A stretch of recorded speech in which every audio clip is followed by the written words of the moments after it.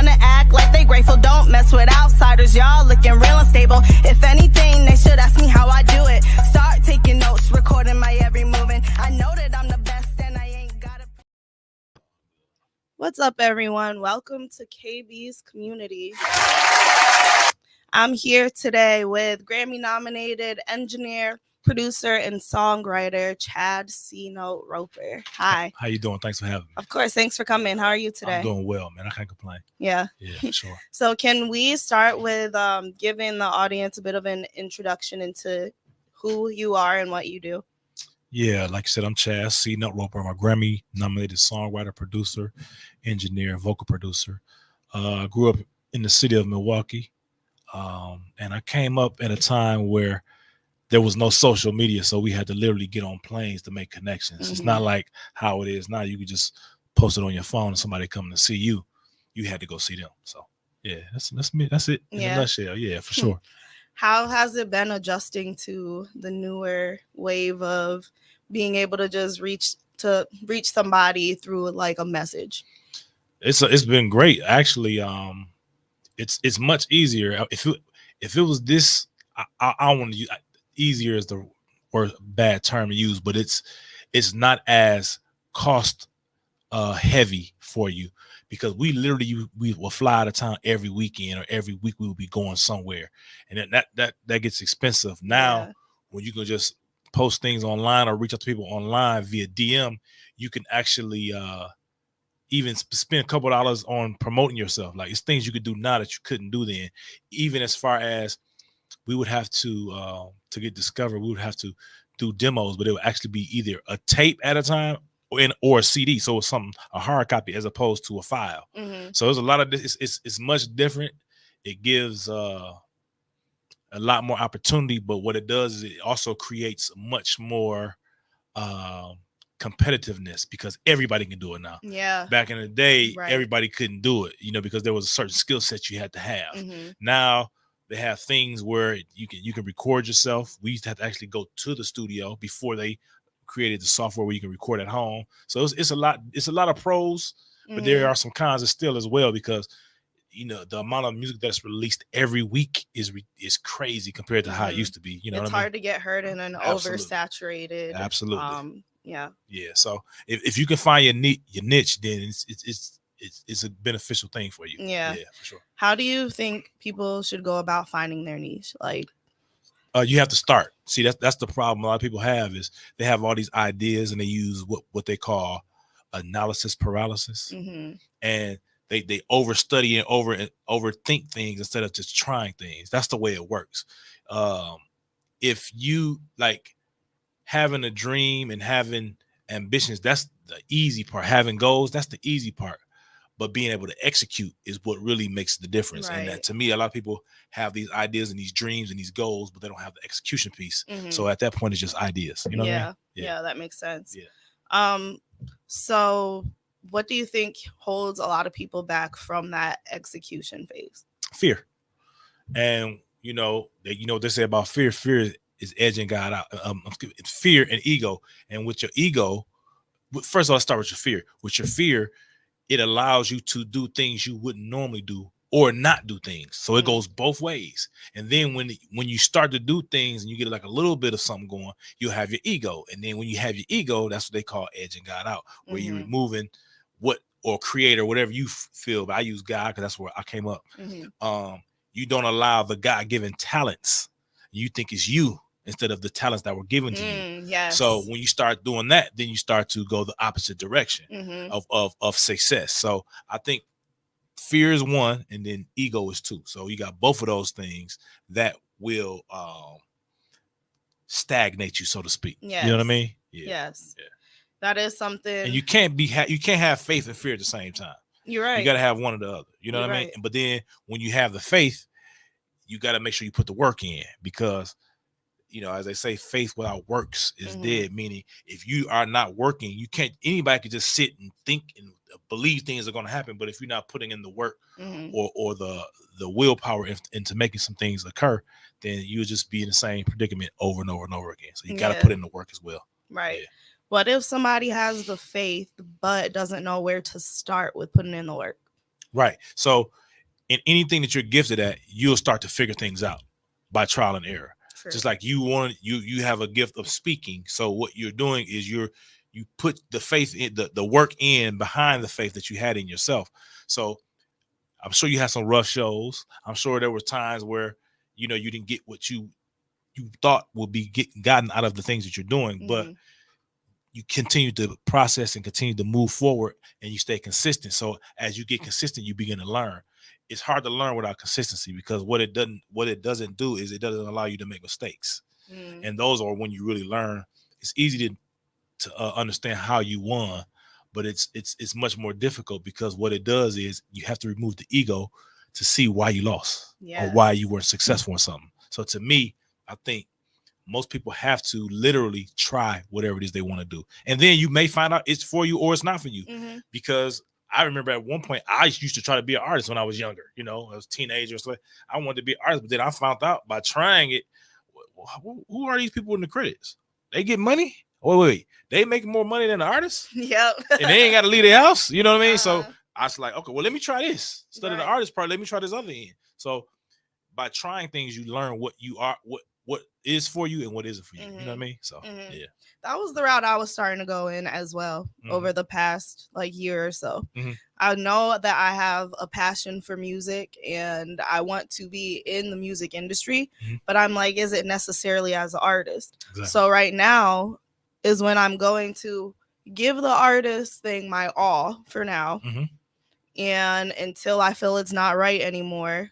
So that's why I've also been trying to do my best to learn about the business side. Absolutely. Because even just as an artist, it's good to know that that's protection for yourself. Absolutely. And also so that you can maneuver the industry better, especially in the beginning when you don't have management to do that for you.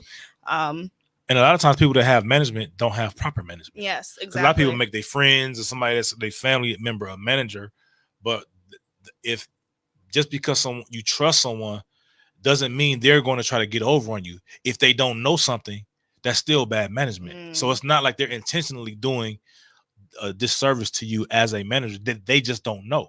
So to me, you got to make sure you be able to distinguish the difference between somebody who's knowledgeable and helpful and someone who's just helpful. Oh, you just spoke to my soul right there. So you got that's important. Because I'm not telling nobody not to use their mama or whoever, but whoever you use, make sure they're just as knowledgeable or trying to be as knowledgeable. And then they're not making any moves without someone who has the knowledge as a part of the team as well, which I like to call your attorney, your chief decision officer is what I call them. Because you got to make sure that person understands the business side of things, because there's some language and jargon in contracts that the average person is not going to know.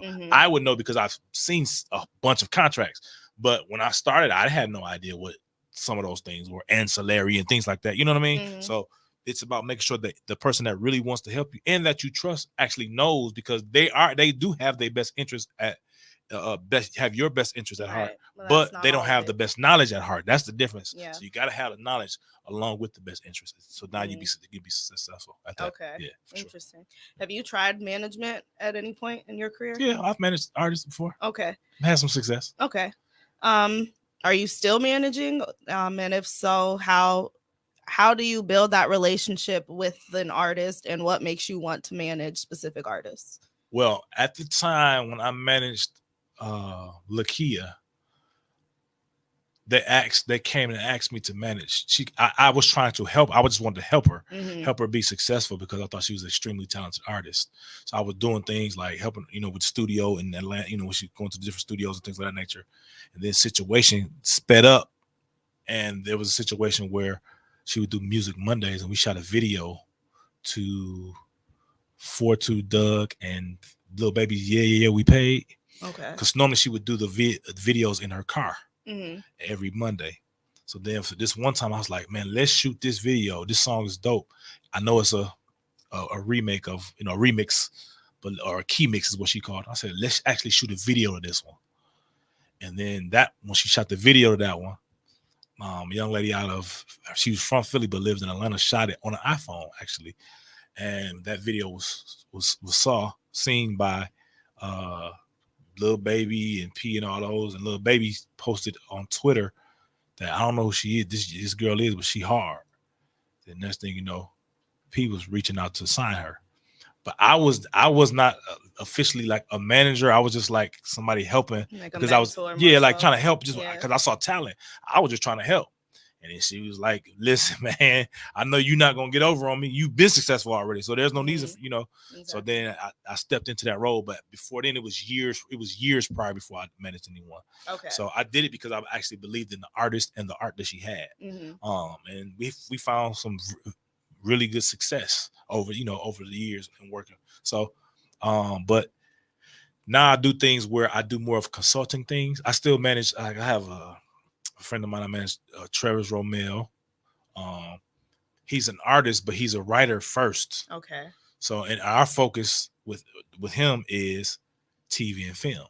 Like we got a song in the Bad Boys 4, a movie. We had a song Super Bowl commercial, like things like that. So those are the things our focus are. But because all of the songs that are being placed in these movies or commercials, they're him. So we got to take advantage of that as well. Yeah, exactly. Like even we did a song we licensed a song to the Milwaukee Bucks last year, Glory. That was the theme song of the season. So they licensed it. They paid us to license it for the season, and they had him perform the very first game or whatever when they played the Houston Rockets for the opening season last year. So things like that. So what I like to do is work with people in different areas.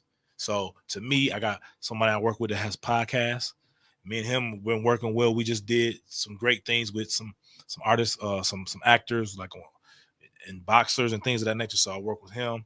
And that's it. I try to work with, if I work with people, I work with them in different areas. Okay. So yeah, I don't like to work with a female rapper and a female rapper, or male R&B singer and a male, you know what I'm saying? I like to make sure everything is spaced out, because when opportunities present themselves, I don't want to have to pick who it's going to be for, because everybody's in such different lanes.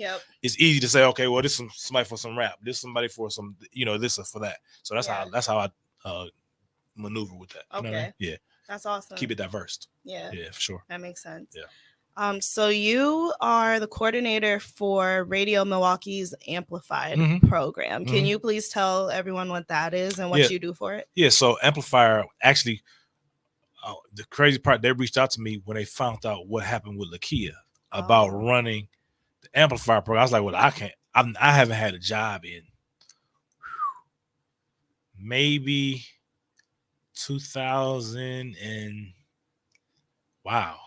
maybe 2006. So I was like, well, I don't want an actual 9 to 5 job. I can't. I turned it down. I can't do that. They was like, no.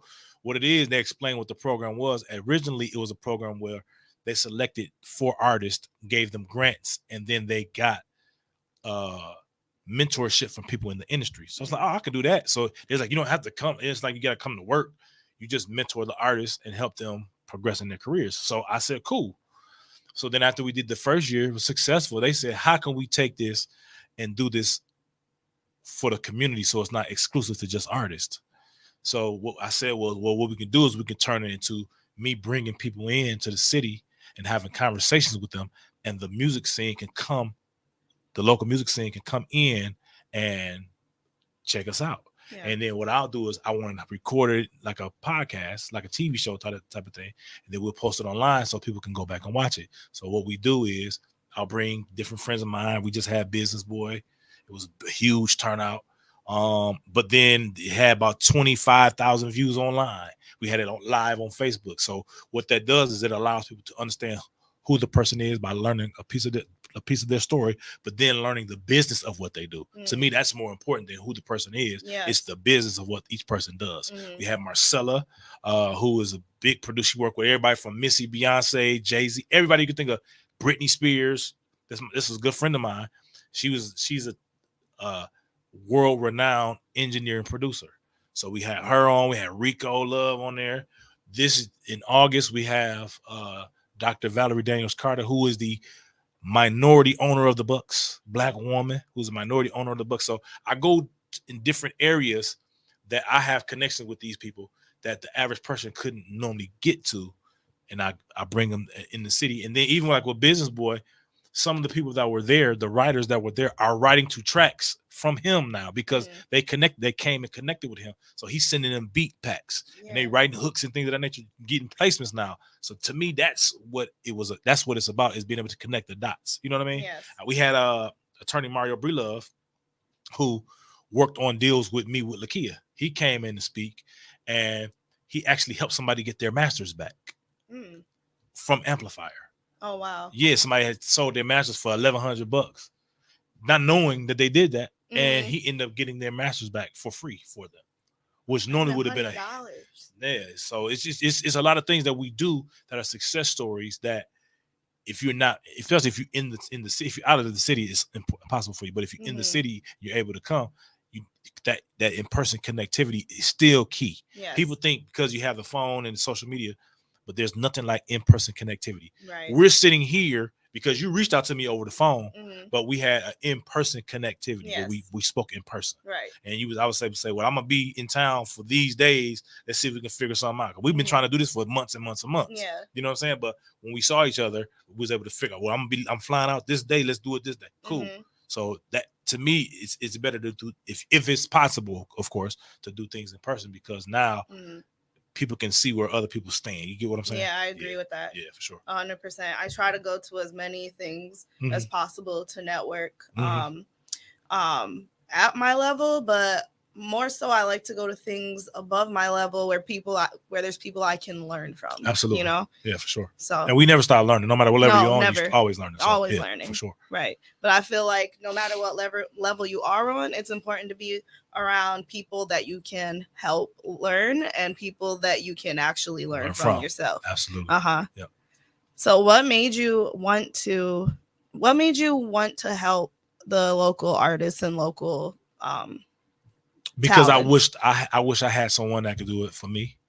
And at the time, the people who were above my age didn't want to reach back.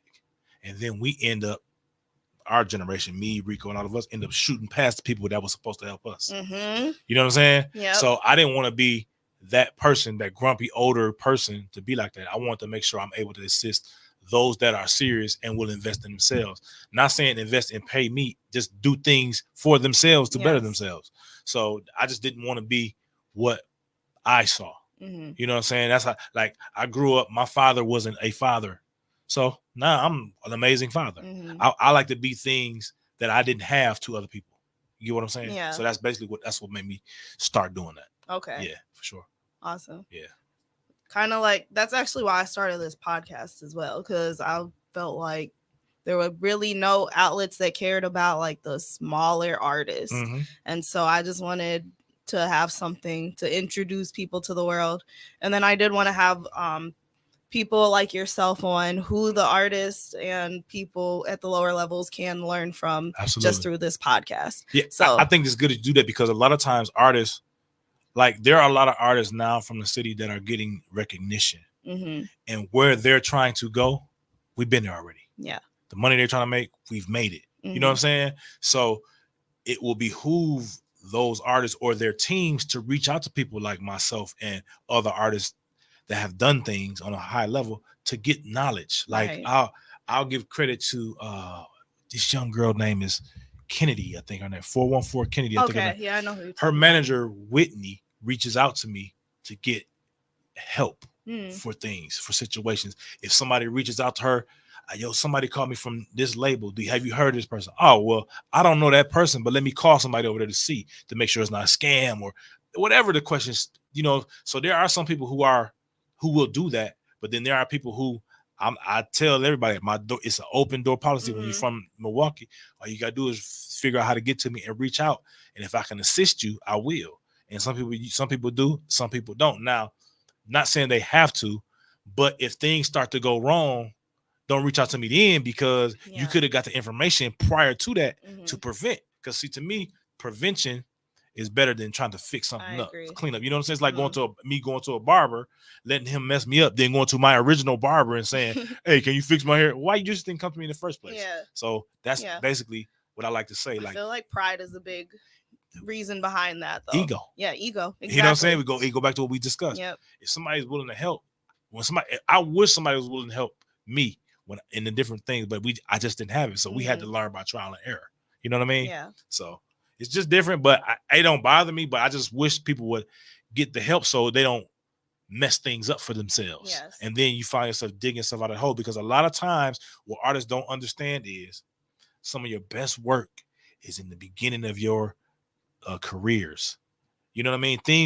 That's your best work, because now that's give you somewhere to start and grow from. You know what I mean? Yeah. And if you think about certain artists, like think about if Glorilla would have done Bad Business in the beginning of her career, all these hit records and things, or Sexy Red, all these had bad deals and all. Right now, when they got all they, not saying they're not gonna have hits later, but you want to cash in every time every chance you get. So by having good situations that you're in the beginning, it just makes it not as difficult. I would never say easy, not as difficult as you get further down in your career. So I think that makes more sense. And I sent out messages to whoever needs, whether it's the JPs, the Steve, the Stoners. I said, man, if y'all got any questions or y'all need any help, y'all all got my number. Hit me up. Well, if you need it, hit me. So if they need me, I'm sure they'll hit me if they need me. You know what I mean? But I just want to make sure everybody, not saying they need me, but if they have any questions on anything, just feel free to ask me, because 9 times out of 10, I've seen the paperwork, I've seen the kind of contract, we've done all the festivals, like whatever, whether it's Rolling Loud here in the States, out the country, or the Metro Fest in Montreal, or the one that they have in Vancouver, like wherever you want. I just with one of my clients in St. Kitts, there was a festival. So everything you could think of, I've been around it. Not saying I've done everything, but I've done a lot. And if you literally are trying to go in those areas and need help in those areas, I know some people, because we've done it year after year. We did with Lakia, we've done all of the Rolling Louds for like 2 or 3 years in a row. Okay. So much so that I built relationships with the people who run it, because they have to deal with me when they try to, get hurt. So now, and I still talk to these people to this day. Yeah. They're like, man, when next time you have an artist, bring them to such, so those relationships don't fizzle out when you do good business with people. BET still have a great relationship with them. That you want to come to the awards this year? No, I'm cool. Next time I want to come, I'll bring somebody. You know what I mean? So those relationships stay intact when you do good business. Right. So, when you do good business. Absolutely. So you can burn your name up so fast and early. Absolutely. And that's the worst thing you can do for yourself. And then you got to see, people aren't smart. Like what they don't do in our day, you had to do the little things consistently to keep you on people's mind. Where I would literally reach out to somebody, man, happy Thanksgiving, that we've done business with, if we shot a TV show with them, or a commercial, or we did it like with some of the staff at Rolling Loud, I would always hit them up, happy holiday, just little stuff like that. Or it's no holiday, nothing. What's going on with it? Just checking on you, how everything going with you. Literally, I'll take time, just go through my phone. Even right now, when I don't have like particular clients in that space, I'll still reach out, because I never know. Right. And then you'd be surprised how they be like, man, it's good to hear from you. What's going on? Blah, blah, blah. And they start, you start talking about personal things. I tell people the conversations I had with P from Quality Control, there were a lot of music conversations at certain times, but there were times where me and him would be on the phone for an hour or two, had nothing, never talked about, we'd be talking about our personal lives, you know what I'm saying? Things in our home, our children, or things of that nature. You know what I'm saying? So those things go a long way. And to this day, I still can reach out to P right now and, chop it up when his birthday, stuff like that. So it's about making sure you do the extra things. Yes. To build that to keep the relationship with people. Yeah. And especially when you've done great business with each other, you had some success with each other. You know what I mean? I think that's key. And always treat the janitor like the CEO, because they just might be one day. Exactly. So when we were filming the Impact, I remember we was filming that show, The Impact, with Ari, Jada, and I can't think of all the people with Lakia. I was cool with the assistant, the assistant cameraman, like everybody that was around. I was just cool with everybody. Obviously, the executive producers and stuff, I would have conversations with them.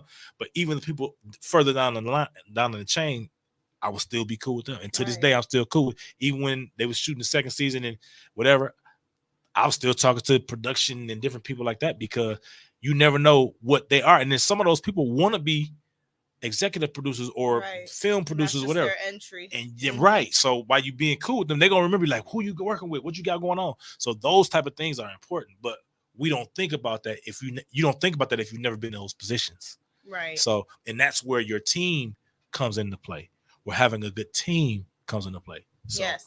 that's why. That was actually one of my questions for you. What goes into building a good team? Like, what do you have to do to build a good team? You have to work with someone who's knowledgeable at whatever it is task you want them to do. So if you want a hairstylist, you want them to be very well versed in hair, sew-ins, wigs, whatever the things are. You know, only reason I know about this is because I had worked with a female artist for so many years.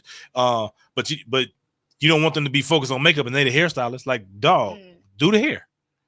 We got a makeup artist for that. You know what I'm saying? Or if you got a stylist, you want somebody that's trustworthy, because if the stylist isn't a good person business-wise, there are certain things they can't pull, or certain warehouses that they can't pull from because they've done bad business there. So you want to make sure that the people you're dealing with are good people, because what it does, if you're the artist, it reflects on you. Yes. And that, like, I would do things like this. When we would have a show or somebody will book us the code, like a one-off where it's like not like a tour. So we would go to, like, I remember one time we were in Mutland, South Carolina. Never heard of it in my life.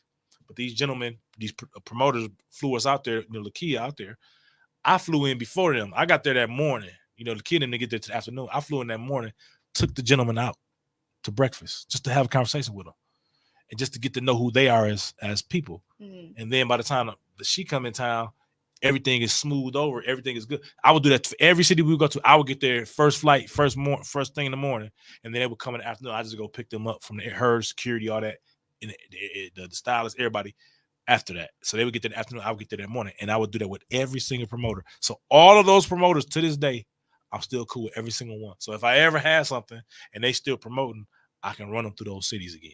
Okay. You know what I mean? So It's things like that people miss because they're not thinking about advancing their, I'll say, artist, but the artist is really the product. Yes. You know what I'm saying? Uh-huh. So you got to figure out how to advance the product. Mm-hmm. And that's what I would do. Those were just small things I would do to make sure that I was putting on a good example for the client that I was representing. You know what I mean? So I think that's important, making sure that every department in your company or team is knowledgeable at whatever it is they're doing. Yes. Yeah, for sure. So do you, in your opinion, need a large following before you are manageable?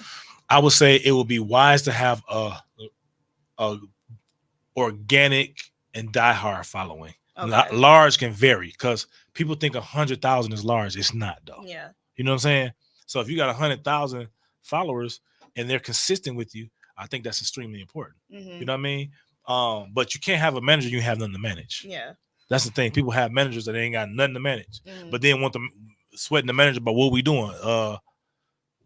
What can we do? You know what I mean? Yeah. So I think you must have some kind of traction going, because it's hard to get somebody to manage nothing. Mm-hmm. So they're supposed to quit everything they're doing, because people don't understand. Artists don't understand is the managers give up so much to make sure that things are going well for you.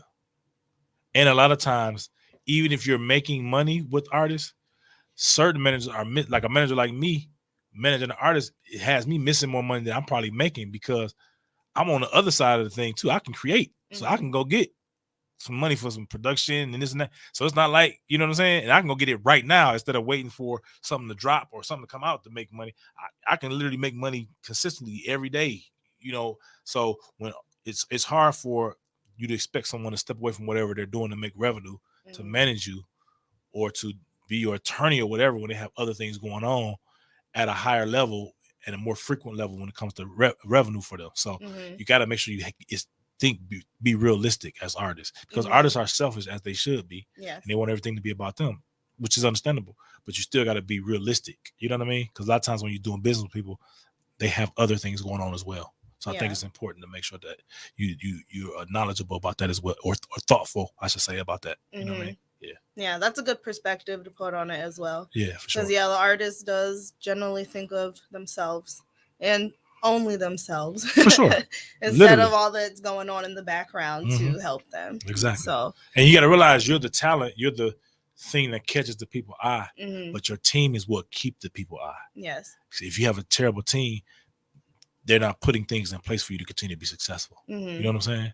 So Yeah. when I leave, when I'm done working with clients, they're on an upward trajectory. Now, whether they keep it after I leave, that's on them. But they're on when I'm year one, you make more from year one to year two. You make more from year two to year three.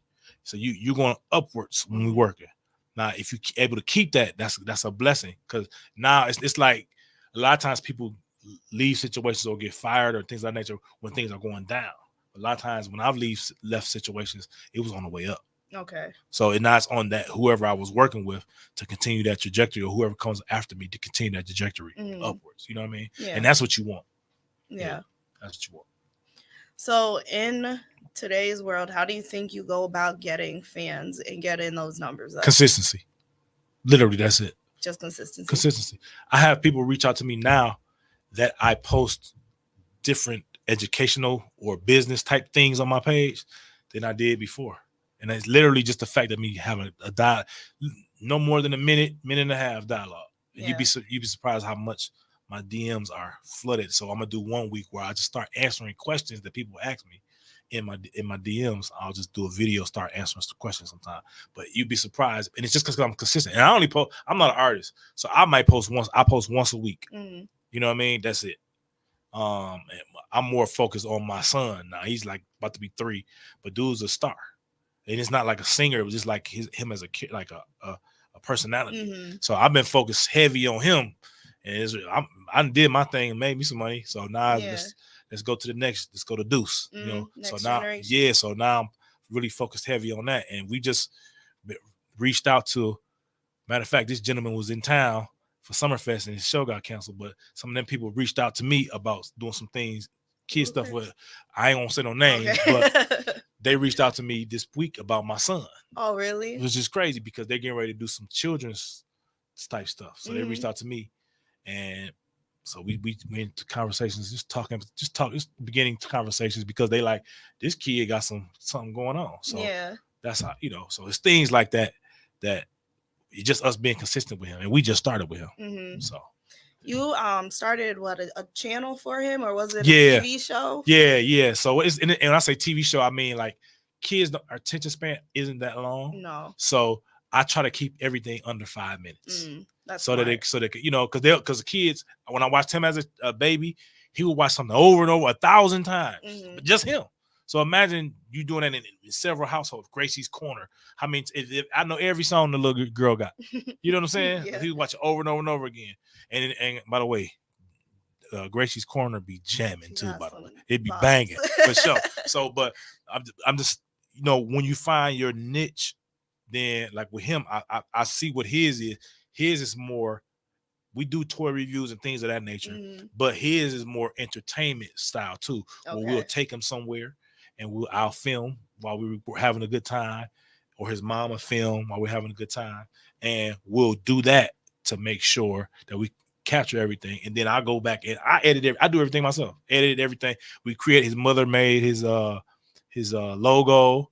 I added all it, so all of his stuff was made by me and his mom. You know what I mean? So literally, and then we have conversations at night, like what I'm getting ready to drop this. Tell me what you think of it. You need to add this, and this to it, whatever, because she don't edit, I do.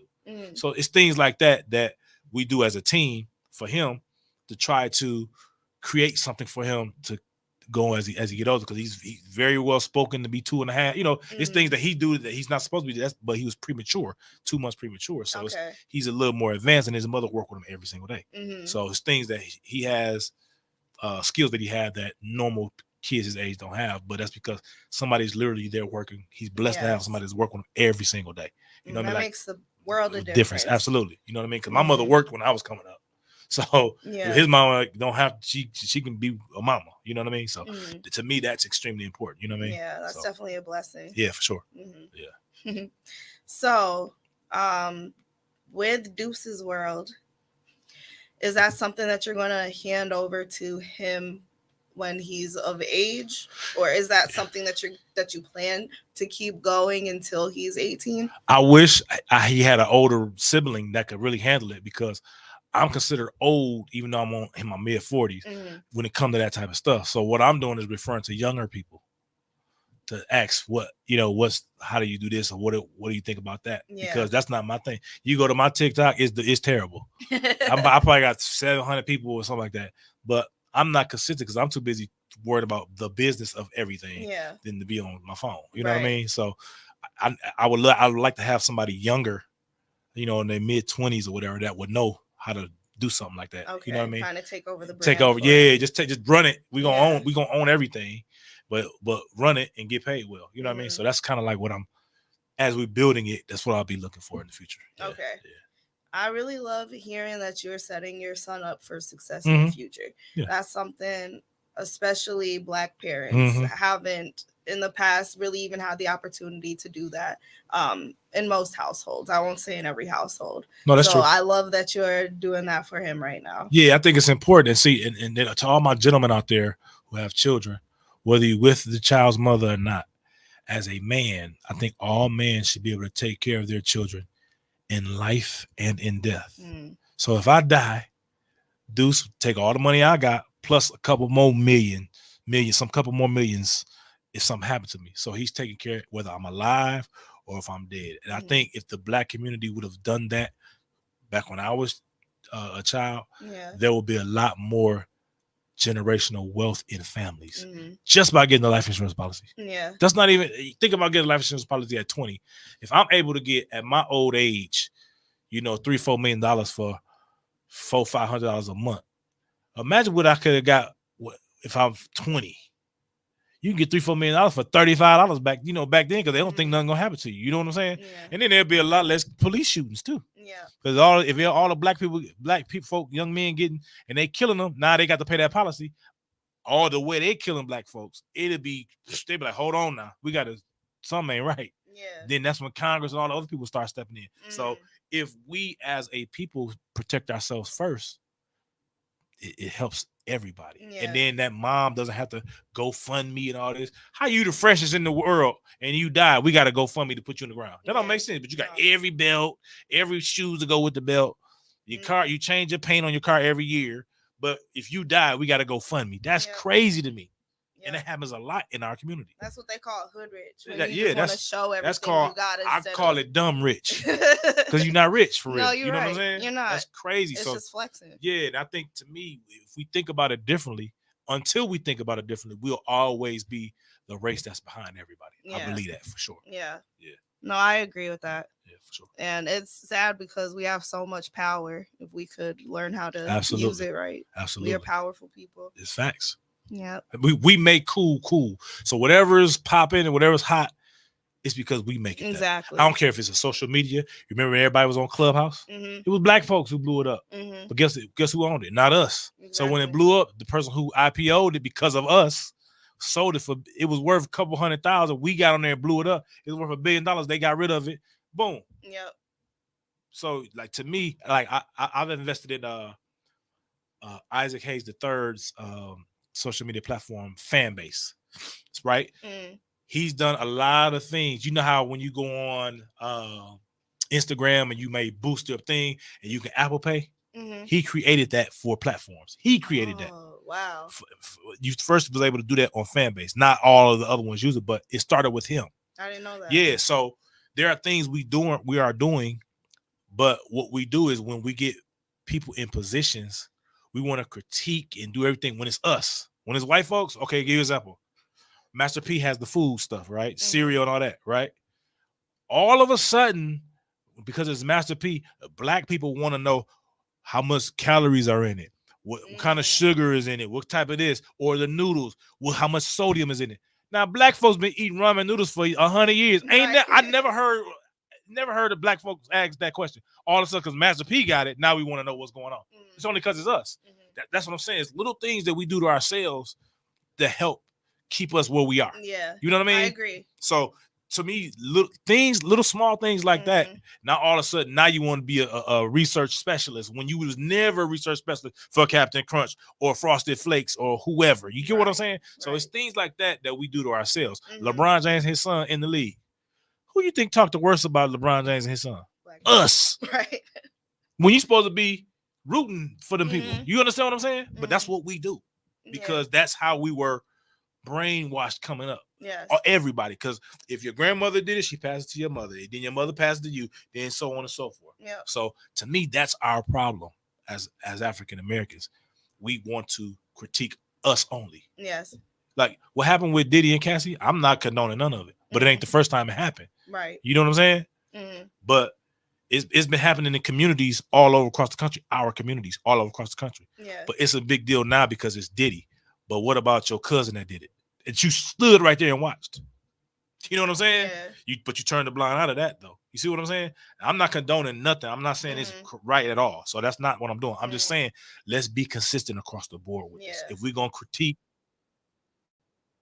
about something, let's be consistent about the critique or the disdain for everything. Yeah. In whether it's on camera or in person with you. Have that same energy for when your brother do it or your good friend that do it to his girlfriend. And you standing right there.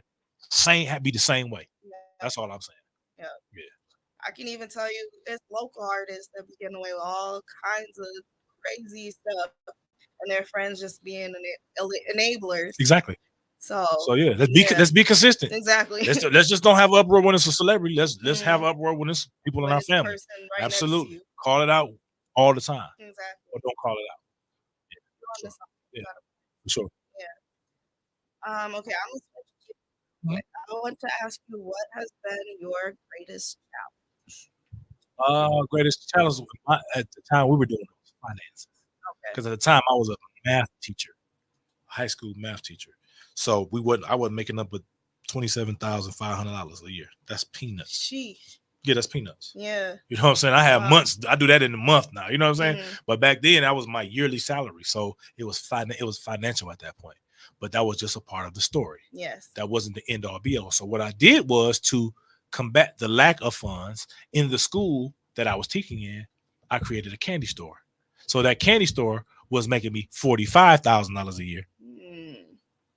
Right? Yep. But my salary was $27,500. But the difference was that $45,000 was untaxed. It was free money. All I had to do was take the school on a field trip once a semester. Okay. So the first semester, the winter, and then the spring semester. Those might have cost me $4 grand for the year. So I'm still up $41,000. Free money. So that's what I did to solve that problem. I found where I was at. I see kids coming in my class with chips and all. I'm like, man, every day, little KP got this and such got that. Let me go get some pickles, some sodas, the Doritos, all that. Go to Sam's Club and go crazy. Man, next thing you know, I was walking around. My wallet money is so big in my pocket from selling candy, and that was my way. So I took that money and stacked it and moved to Atlanta. And that's how I got it. Yep. See, there's always a second hustle. I feel like that artists have to, or not have to. Oftentimes, if you want enough money to survive and invest in yourself, you have to find something else for extra money. Yeah, but you got to be smart. See, now there are things financially that you can do that we couldn't do back then. So now, today, what I would have done was create my business, which I have, Big Sound, right? Make sure I have good credit. Now I can leverage my credit. So what I could do is, if I have a couple, like I had, let's say I probably got like 6 or 7 American Express cards, right? Each one of those cards have limits. People who are trying to get good credit need lines of credit to make their credit better. So then you could I would sell my lines of credit by adding them onto my credit card as if it's theirs, but they don't get a card as an authorized user. And just charge them a monthly fee to be on my card. That's revenue. If you do that, if you get 10 people and you charging 10 people $500 a month, that's 5 G's a month right there. It's ways to do it now that we couldn't do back then because we didn't have access to these things. So it's ways to do it now where I wouldn't even be working a job today because of the way that you can do things that you couldn't do back then. You know what I'm saying? So there are a lot of ways. But one thing about us, we won't even get credit. Black people are scared of credit. I was the craziest thing I've ever heard of. I was talking to an artist and I'm like, how's your credit? It's like, well, I don't have no credit. I'm like, what? Man, that's part of the building process. Because now if you have good credit, you establish good business credit. Now what you can do is get a line of credit against your company. That's what all of the the Trumps and all them cats, that's what they do. They get lines of credit against their company. Yeah. And if things go left, they do what? Bankrupt the company. Mm-hmm. They don't owe the money. Yeah. So why wouldn't you do that for your career? It works. I think Black people are afraid of credit because it's not something that we're educated on. Absolutely. Enough. And that goes back to what we were talking about of people being in the home that's knowledgeable about what they're doing. Mm-hmm. So that's something that I can teach my son. Like I do stocks. Well, nobody taught me how to do that. I just learned on my own. But my son will sit in my lap while I'm doing stock option day trading at the house. He's sitting in my lap watching me in these charts. He don't know what it is, but he know that daddy do it. Mm-hmm. So then eventually he gonna be like, what is that? So I'm starting to teach him what calls and puts are. Things of those nature that are making money. It's amazing how much money you can make sitting in your drawers first thing in the morning. Literally. Like it's crazy how you can do that. Mm-hmm. So, but that's something we're taught. Right. You can literally do that and be an artist. I was literally on the road. I remember one time we were driving from Atlanta to somewhere in either South Carolina somewhere. She had a performance. We're literally in the van at 7:00, the Sprinter, and I'm stock option trading while we're driving on the road. Literally stock option. I literally made like 2,700 driving to go take the artist to go do a show. Yeah. And I'm explaining to the bus driver, the Sprinter driver, what I was doing. She's like, what you doing over there? I was like, I'm stock option trading. She's like, really? I was like, yeah, I'm making money. Look. And she just watching the numbers go up and up and up. I'm like, I'm making money right now. She's like, wow, I got to learn that. So I sent her some courses that I had taken. But literally, I was making money while I was taking somebody while I was making some more money on the way. But it's things that we don't understand or we don't know we're not turned on to. Right. That, we need to be. And those things can literally, take over your career, take your career to help you take your career to the next level. Okay. So those are things that you can do that, especially young. Like I wish I knew what I know now at 46, at 25. Mm-hmm. What? Man. And I'm doing good in life, but I'll be doing amazing in life. You know what I'm saying? Yeah. So to me, it's just those little nuances that we need, that we're missing, because one, we're not searching for the information. Right. And then two, there aren't people giving the information. Right. And I think that's the thing, is the lack of knowledge. Mm-hmm. So, yeah. And it was kept from us for a long time. Absolutely. But now it's available to whoever wants it. Absolutely. So do you know that the largest group of individuals who have successful businesses are Black women right now? That's interesting. I actually did not know that. Yes, right now. That makes me proud. Yeah, Black women. So there are things here. Now, do men have enough to get rid of their ego to go speak to a woman about how she's successful? I'm just saying. Most don't. I seen Peaky Cole in the airport. Guess what we was doing? Chopping it up. I ain't trying to own a vegan spot or nothing, but her and her husband have some extremely successful businesses. I just was tapping in on what their thought process is. Yeah. So that's what it is. Like you can apply. I can apply what she does with Slutty Vegan to other areas of business, because it's the concept. It's not the product. Exactly. It's the concept. So that's, to me, those things are important, and that's literally what we have to do as individuals. You got to get rid of the ego, and you notice I keep going back to that. Yep. To go to have that conversation, because the ego really is the problem. Absolutely. In almost anything anybody does. Exactly. It's putting that ego aside and being willing to learn. Absolutely. And putting the ego aside to be willing to share. Just like when you reached out to me, I didn't know, I wasn't familiar with you, right? Mm-hmm. But I didn't treat you. At least I don't think I treated you any kind of way. Mm-hmm.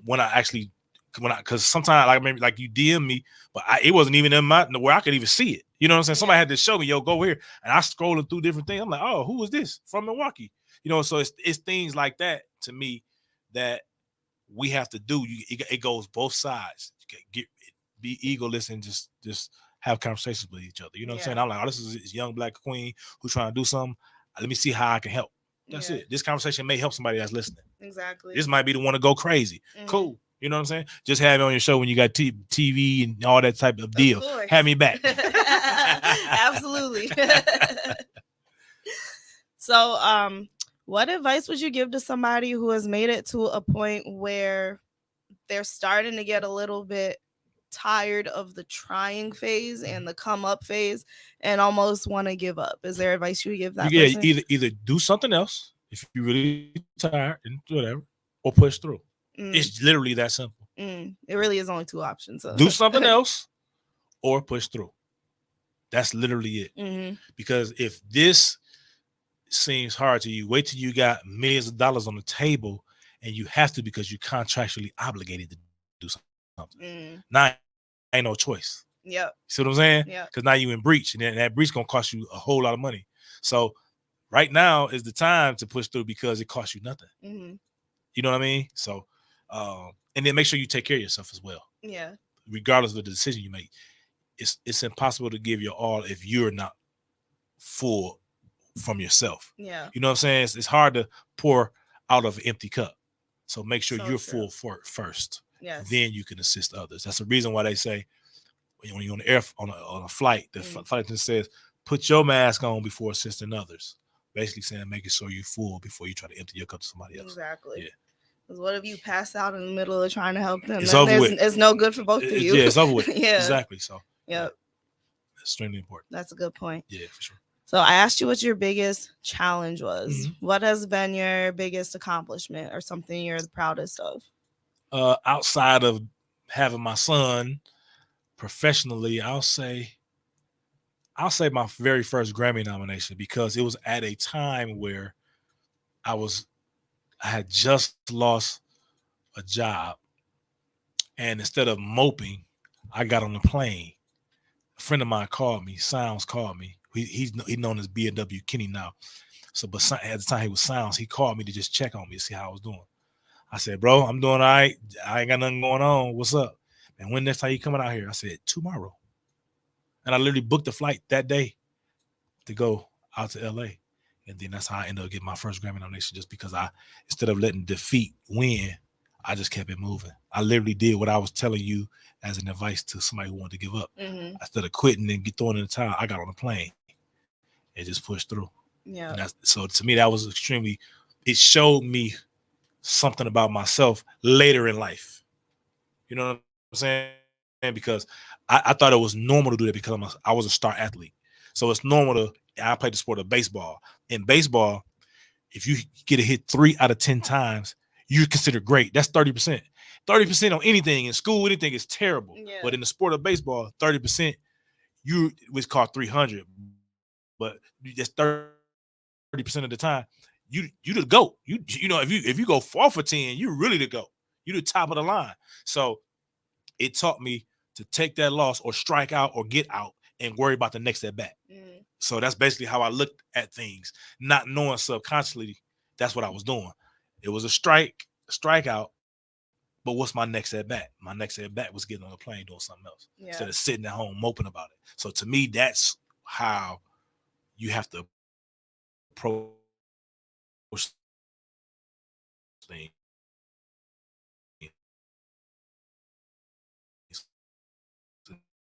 That's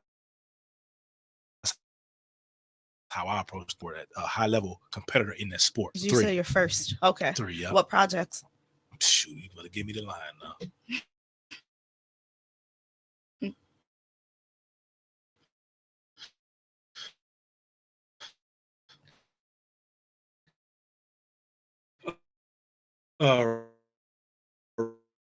Rihanna.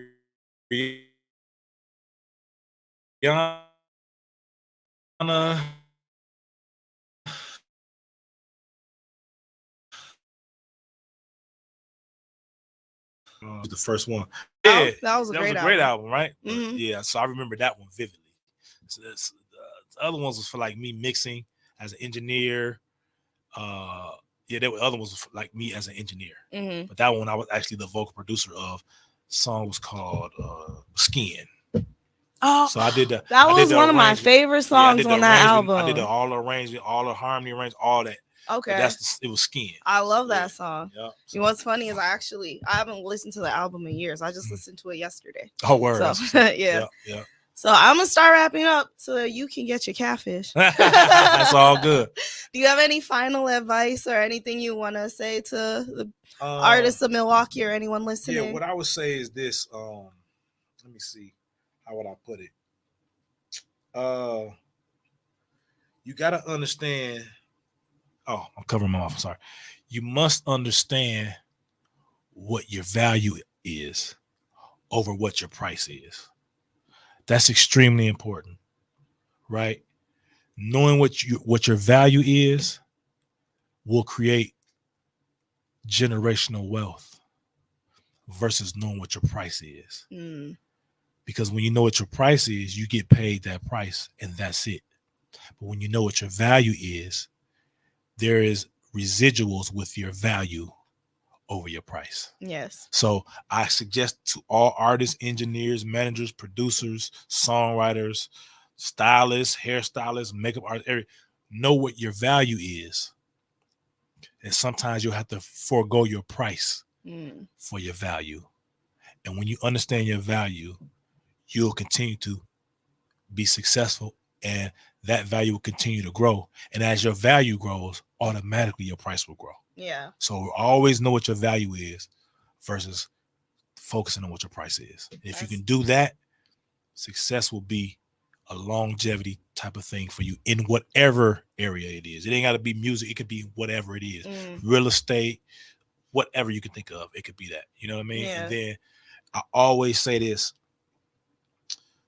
We all have dreams, no matter how old we are or how young we are. But one thing about a dream, it never expires. So make sure you give your all, because you would rather be 80 years old and said, I tried this and failed, than I didn't try at all and live with regrets. Yes. So those are my two things I like to tell people. That's awesome advice. Thank you so much. Man, I appreciate it. And thanks for sitting down to have this conversation with me. I learned a lot from you today. Hoping we can keep a business connection. Absolutely. And yeah, just thanks for being so open with your knowledge and willing to help artists, and you're a gem to the city. So thank you. I appreciate you. Thanks for my time. Thank you for having me. Thanks for being here. And thanks to you all for listening to KB's Community today.